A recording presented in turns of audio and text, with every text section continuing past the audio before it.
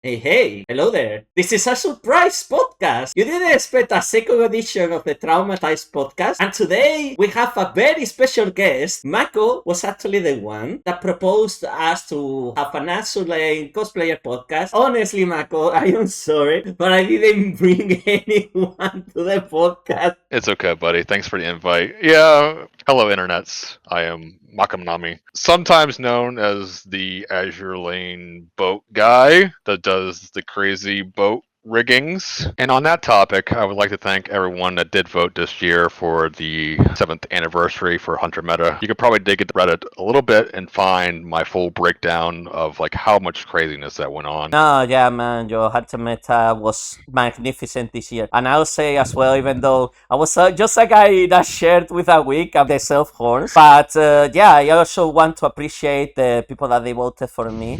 Honestly, I've been knowing you for a very long time, Mako. That's kind of how I met Mr. Trauson, is through Azur Lane cosplay. I remember when you still send me from time to time your freaking pictures, and I'm like, I love you, but at the same time, I hate you so much because I want to do the riggings too. You know, I wanted to do the freaking Scorpion Cannon of friggin' Ron for a long time. But yeah, then, well, you know, personally, how my life is been sinking for a long while.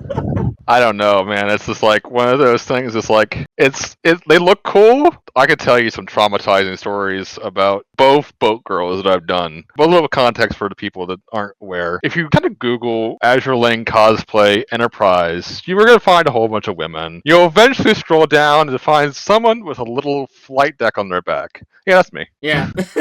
When you Google Azur Lane cosplay Ron, you see me straight away. I think we are the two guys from the community that were the most infamous on our male. Not actually male, because we both cross-dress. Okay, you know my inspiration for doing the boats, but obviously yours is because you like the ships, right? There's a level of both like the ship and doability. The doability of the project is where it's like I look at it, it's like, is this actually feasible? I'm one of those cosplayers that do not. I mean, no fault to cosplayers that buy their outfits, but I like to make my own shit. I completely agree with that one. You know, my Akagi costume, the only things that I touched was the tails, and now I need to rework on making the belt. The belt that with the costume that I bought in is completely scheisse. You know, whenever I can, I'm trying to customize every single aspect I can from the costume. You know how cosmaking is not precisely cheap? Neither is it. No, I know your own situation. It's like, but in retrospect, like both my boat girl cosplays easily over $700 to $900 just in like Oof.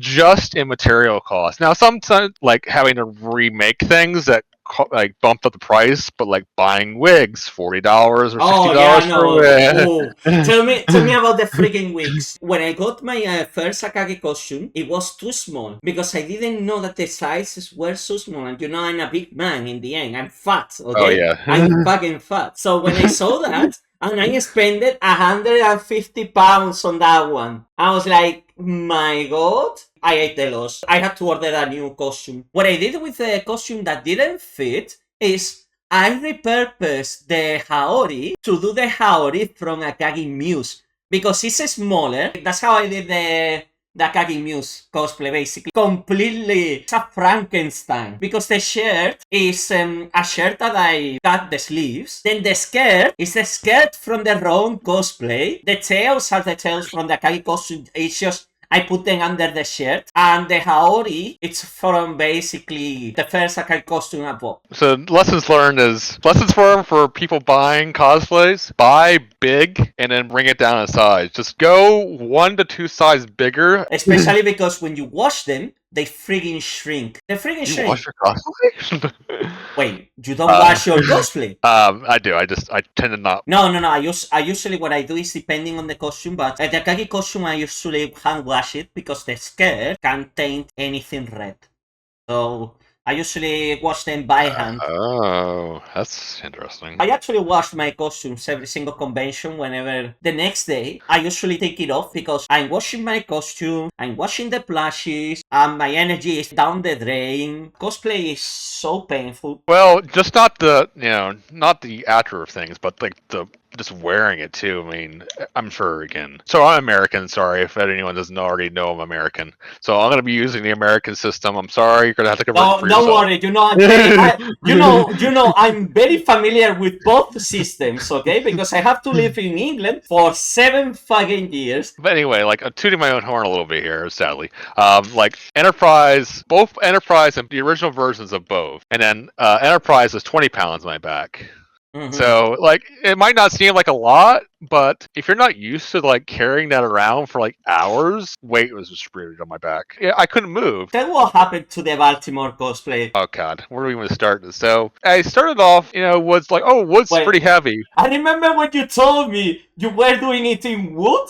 I was like, what? Well, Why? Baltimore has 2 ships on each side of them, and the way I was thinking of doing it was kind of like how I did Enterprise, was a camera harness. The part that would be in front of your body is now in my back, and they're using kind of this camera. So I put this piece of aluminum and wood on, and it bent the aluminum. It's like, okay, replace the aluminum, easy peasy, with a piece of 1-inch wide, quarter-inch steel, and then it's like, okay, that lasted for a while, and I kept with that for a while. Kept on adding parts, and then I got to a point where I was getting most of the sides done. I was trying to put it on, and it was so much weight, I literally bent the piece of steel that was attaching to my back. So it's like, okay, replace the piece of steel with a piece of square aluminum. And I was testing in the store, standing on it. It's like, okay, if this could hold 100 or 200 pounds of American guy, now we're fine. Got to the point where I was getting closer to putting the boats on, and the wood harness on the sides started to crack and split. Oh no.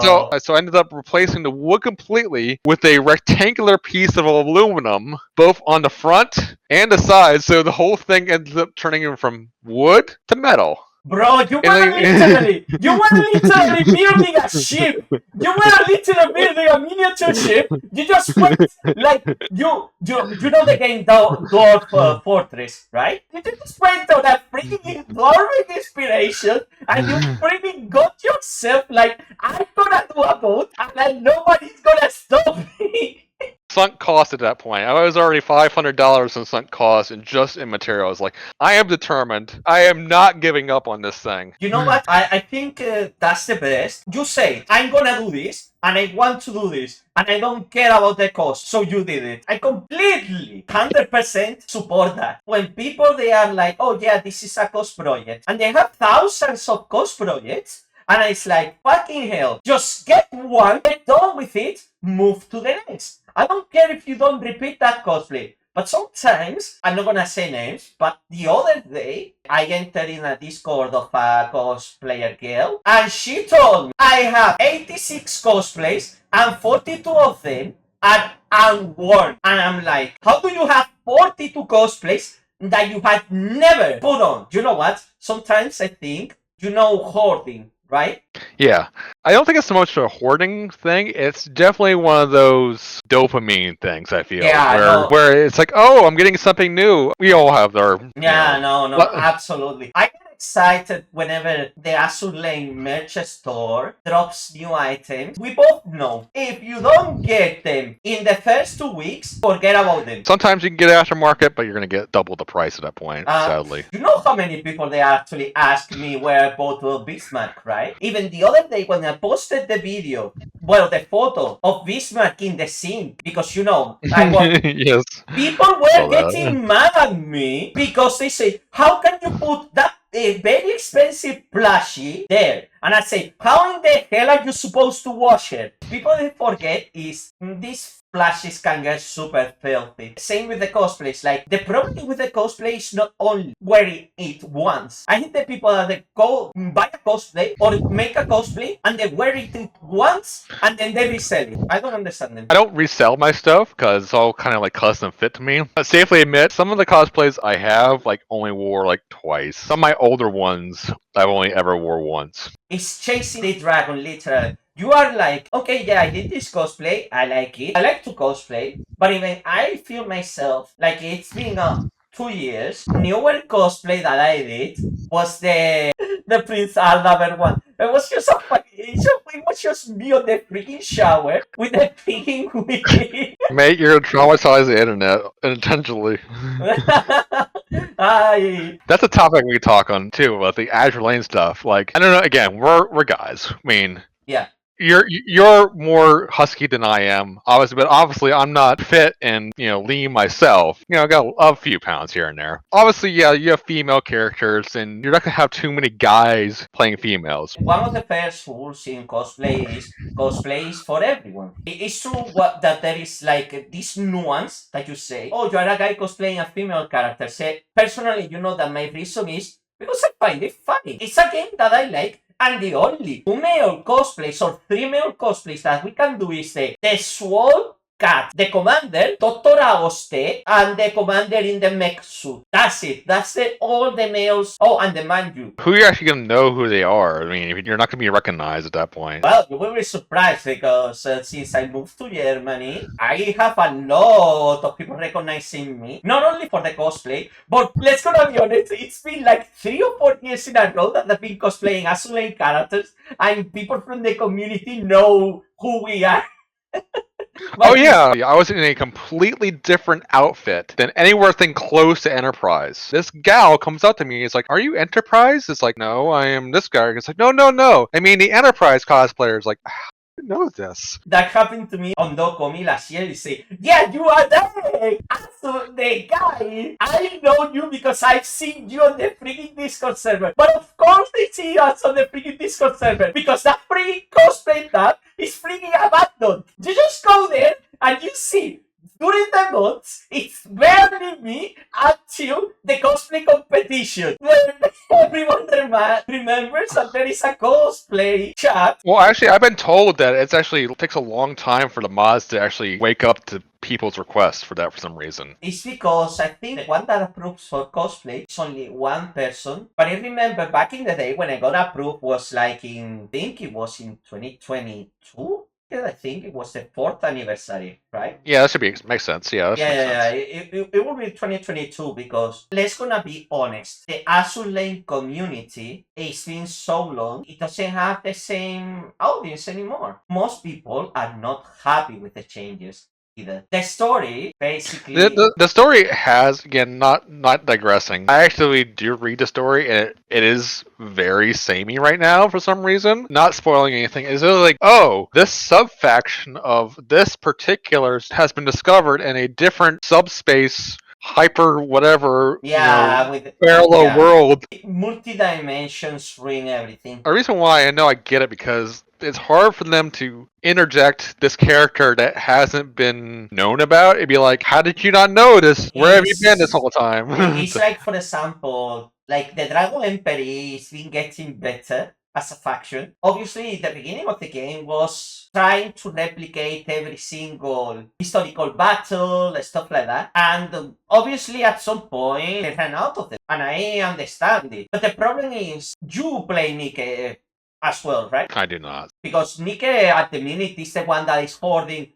all the degenerates. They got the community from Girls Frontline. They hoarded as well some people from Azur Lane. They got a lot of people from a lot of different games, and they put them in Nike. The big difference between Nike and Azur Lane is Nike, the story, is in the main story. The problem with Azur Lane is if you want to know the story, you have to play so many events, and it's been 7 years already. It feels like the first 4 years of Azur Lane have been completely written off. Yes, correct. They are very seldomly even referenced at this point.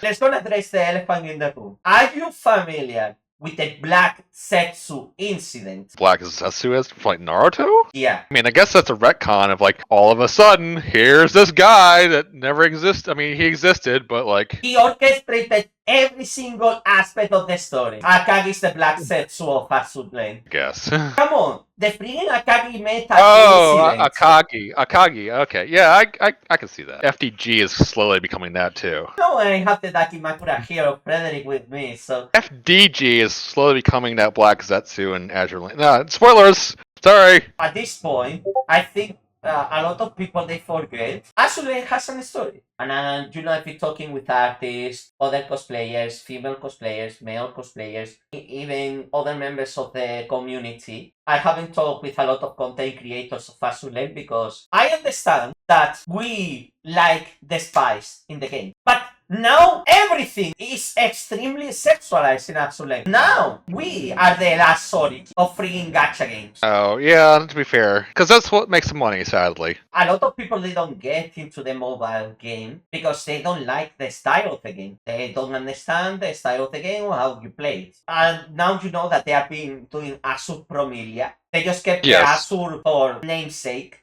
obviously. Okay, because it's not even based in Azur Lane. Something I want to circle back on, Yeah. like the game definitely has become overly sexualized, but like there's not too many Azure Lane cosplayers. I know of 4 people, semi-local to me, that do Azure Lane cosplay. Actually more than that, 5. 50% of them, they're all female. They're not saying that they shouldn't float their own assets, pun intended. But don't worry, don't worry. That's my job to remind just that what they are doing with their characters. Don't worry, I have that covered.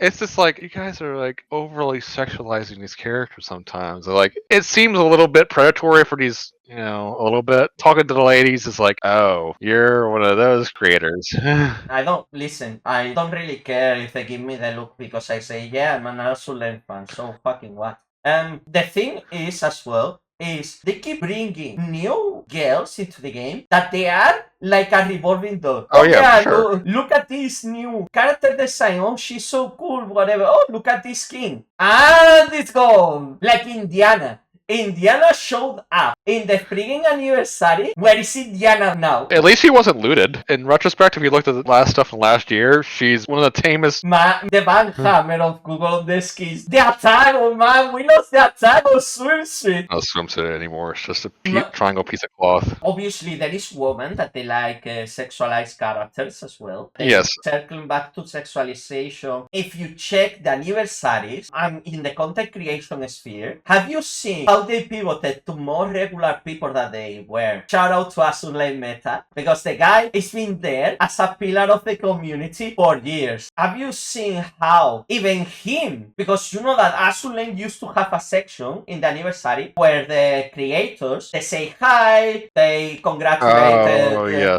And now it's people that they have played Azur Lane very sporadically. They might react to the freaking content of the freaking new skins, and that's freaking it. I love Shylele. I like Numi as well, but I don't feel them in the community. They feel more outside of the community. Just massive content creators, and I understand you want to pull as many eyes as you want to your product, not implying that they pay them. It feels like the ultimate goal is to make money out of it, and they're gonna make money however they can. Yeah, it's the revolving door, sadly. I mean, yes, everything's gonna revolve around money at the end of the day. I don't know how bad it is like for the Chinese market versus like an American product. Obviously, American product is like hyper capitalism. It's like if you're flat from year over year, then your shareholders, go down. I get it that you always want to be making profit, but it's like, God, at some point, man, the growth needs to stop. I saw a video about Domino's Pizza, and apparently Domino's Pizza is doing freaking great now. The 2 most important things that any business has to do. And you try to guess what it is. Two more important things a business has to do.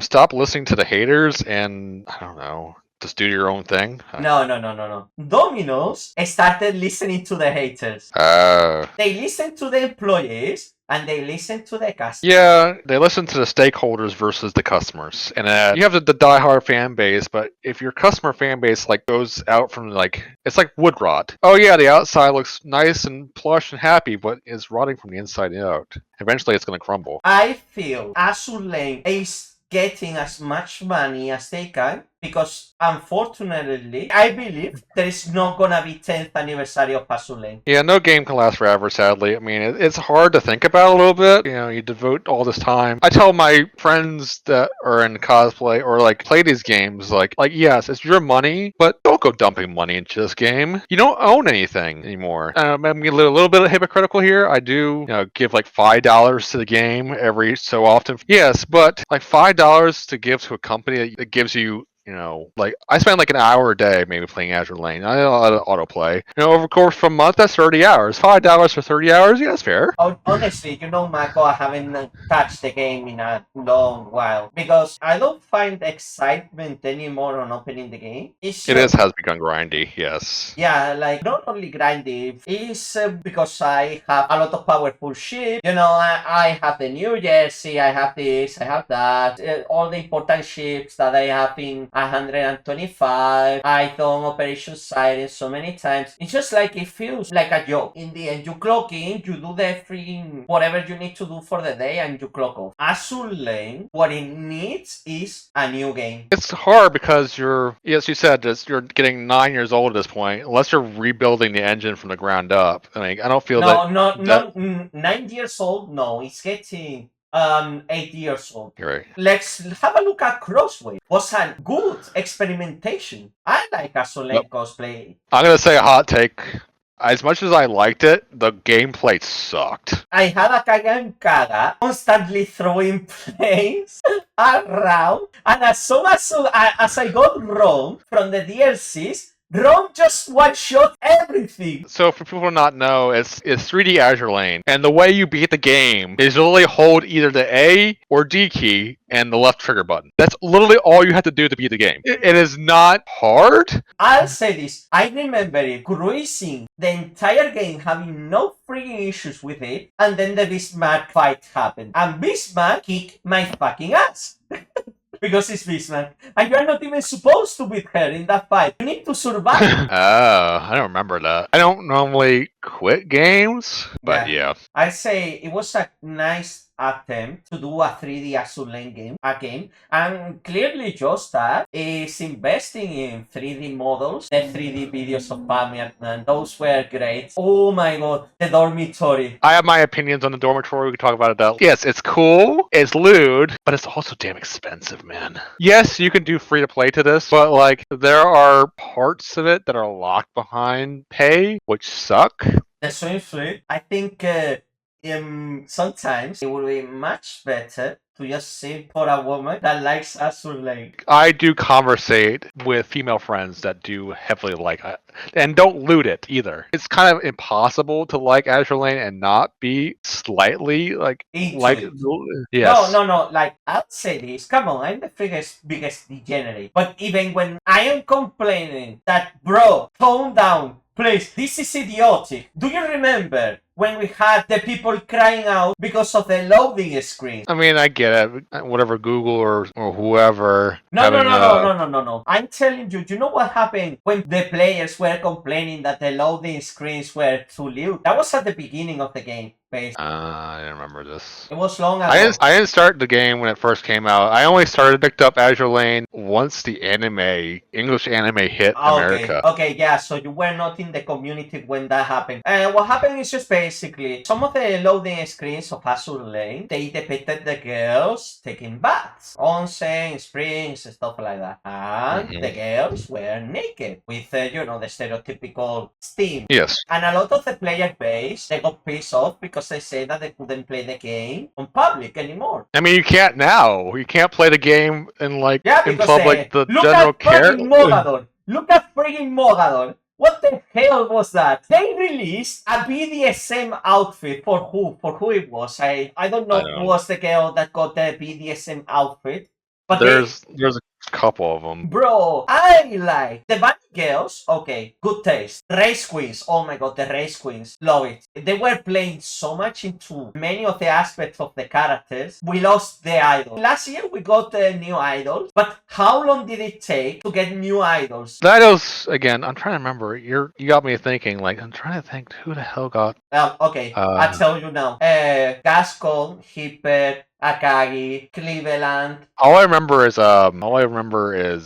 Royal Fortune getting one. Some of them, they got the skins, Le Malin and the Unicorn. Basic Destroyers, they got an idol skin. Illustrious got a Muse. Baltimore got a Muse as well. Ron got a Muse. Like, what the hell? Ron has an idol self. And I love it. Fucking hell. One day, I'm gonna cosplay that. And it's gonna be fun, but the costume is not precisely cheap. It would be at least $200. I don't know if they're doing them anymore in any of the cosplay sites or even AliExpress. So I bought a new wig. Even that wig, man, it took me a while to find a vendor that they kept selling the wig. And they had the rest of the costume, but I only wanted the wig and it costed me around $40 with the shipping. Yeah, I know. I mean, that's not the end of the world for a wig. Yeah, I mean, it's not the end of the world, but still, that can be one day job. It's just some people, they forget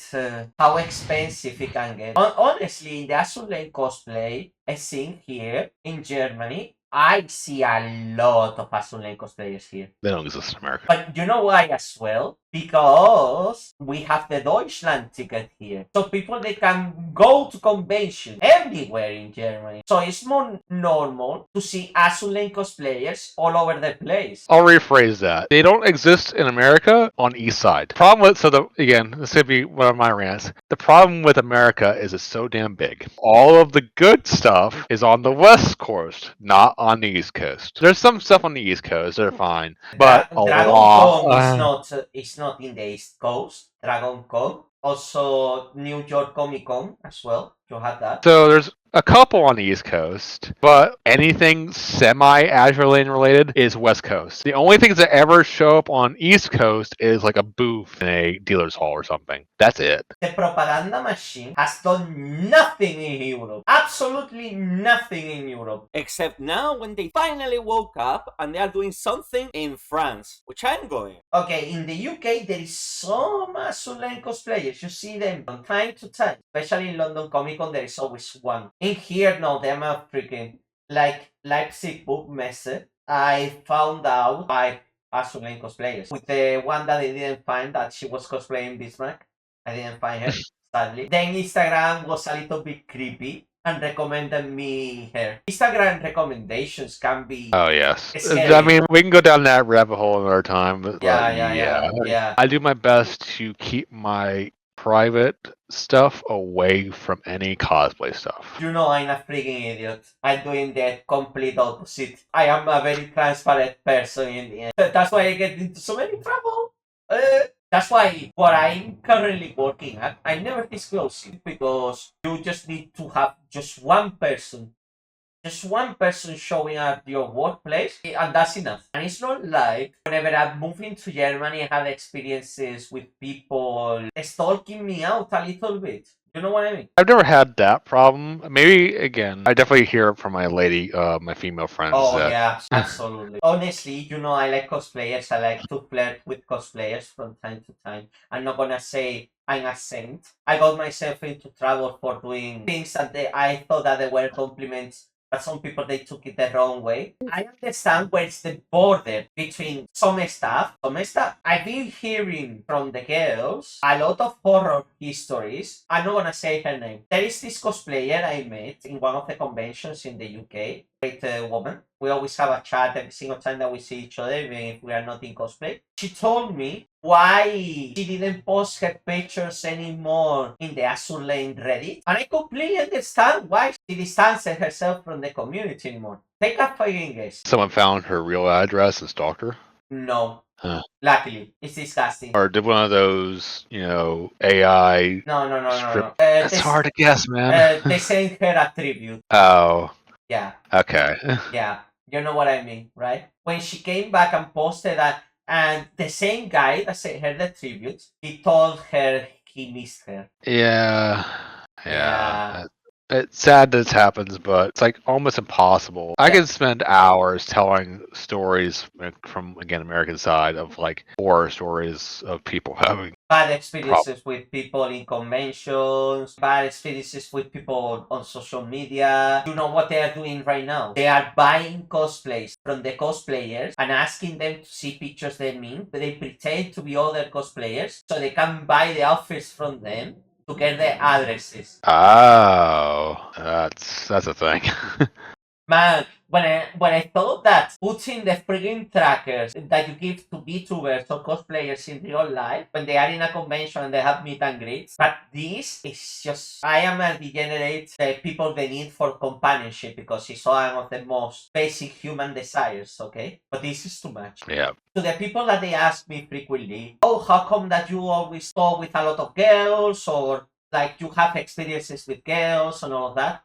I say this. I say, listen, just try to be a good conversational partner and have a little bit of social awareness, especially in this day and age. We both are from a different generation, a generation that we didn't have social media, kind of. Yeah. I mean, we grew without social media at all. And then when we got into our late teens or mid-teens, that's when we started to have a freaking kind of bubble of what social media was going to become. Yeah. So, but man, I remember when I was 18, 19, 20, 21, I went to the stereotypical meeting place for, all the alternative people. They met on the same place. I'm from that era. Whenever I see it here in Düsseldorf, it kind of makes me happy because the meeting place here in Düsseldorf is on the Japanese garden. But a lot of people now, they have grown connected to the biggest information source that we have in history. Yeah. I am an European. You are an American. We can easily talk right now without having the need to travel. I mean, that's a topic we could talk forever, but I strongly think that cell phones kind of ruined the world. I mean, yes, convenience is cool and all, but for the most part, stuff got ruined. Society. My point is, especially in the Azur Lane community, you guys can be amazing people. I see what the good people in the community can do. Don't forget, our community is freaking responsible for the freaking VTuber industry having a freaking resurgence in the West. And Hololive is where it is thanks to us. But I understand that you find someone attractive. I find cosplayers attractive as well. And a single guy, I am heterosexual. But even I know how to tackle this delicate situation because we live in a world now that sensitivities are more important than yesterday. Yeah, so that's something, again, one of those things we could talk about later. And if you want to flirt with a cosplayer, but you need to know when and how. Don't be too pushy. As soon as someone tells you no, just drop it. What did we learn here today, folks? Just say no to drugs. I constantly say I constantly say no to drugs, okay? And people are very people are very respectful about that, eh? Anyway, we might do this again. This is fun. We can go down the rabbit hole and everything. Yeah, there is so many things that we can talk about. That has been purely an Azur Lane / cosplay / convention kind of talk. Just one final thing that you might want to add to everything. Maybe again, be more concise maybe next time. Good pilot. No, absolutely. I mean, this is from an aircraft carrier to another aircraft carrier. No. If you say so. No, it's a good moment to say goodbye then, right? Yes. Okay. So, wanna do the honors? If you stuck around, everyone, thanks for listening to our rambling. You're welcome to probably find me online. If you need help with cosplay stuff, go ahead. But yeah, it was good talking to you.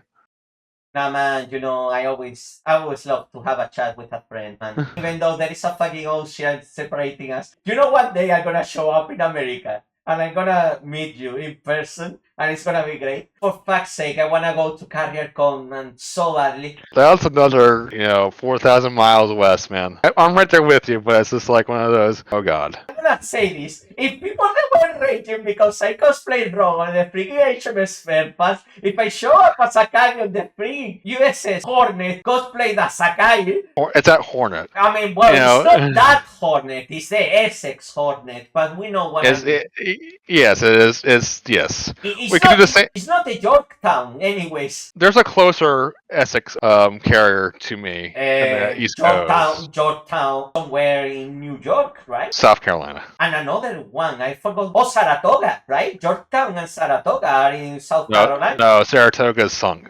What's in South Carolina is Laffey. The second Laffey, right? Yes. I hope that you enjoyed the podcast. Well, I don't know when it's gonna be the next episode of the Traumatized podcast, but today we had a very good Azur Lane edition. Take care, people. Bye. See ya. Oh, Dr. Pepper, my bubbly friend, left out overnight. Is this the end? Your fizz is gone, your spirit flat, tastes like syrup. What's up with that?